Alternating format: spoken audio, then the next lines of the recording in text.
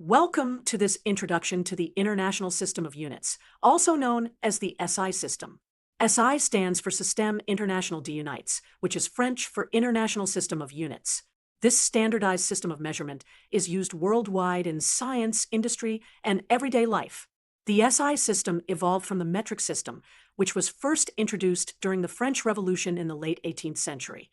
However, it wasn't until 1960 at the 11th General Conference on Weights and Measures that the modern SI system was formally established. The system has been updated several times since then, with the most recent major revision occurring in 2019. At the heart of the SI system are 7 base units, from which all other units are derived. The meter, symbolized as small m, is the base unit of length. The kilogram, symbolized as small kg, is the base unit of mass. The second, symbolized as small s, is the base unit of time. The ampere, symbolized as capital A, is the base unit of electric current. The Kelvin, symbolized as capital K, is the base unit of thermodynamic temperature. The mole, symbolized as small mol, is the base unit of amount of substance. And the candela, symbolized as small cd, is the base unit of luminous intensity. Let's take a moment to visualize what each of these base units represents in the physical world. The meter was originally defined as 1/10,000,000th of the distance from the North Pole to the equator along a meridian through Paris. Today, it's defined using the speed of light in vacuum, which is exactly 299,792,458 meters per second. The kilogram was historically defined by a physical prototype kept in France, a platinum iridium cylinder.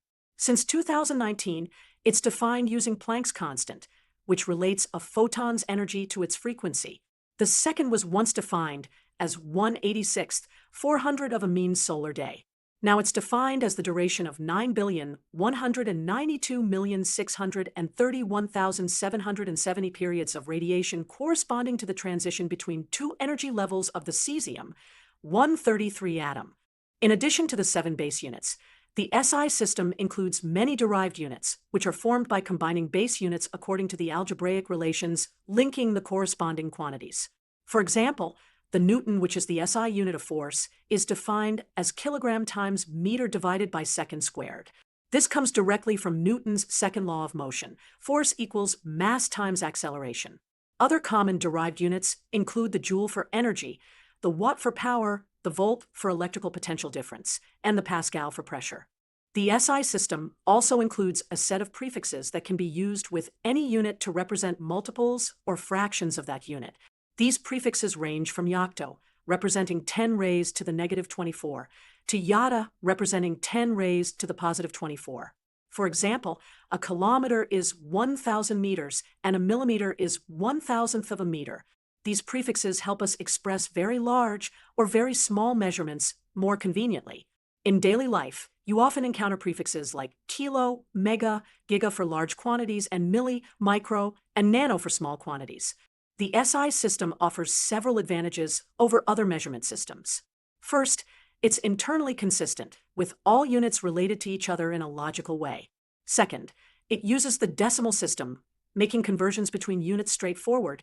You simply multiply or divide by powers of 10.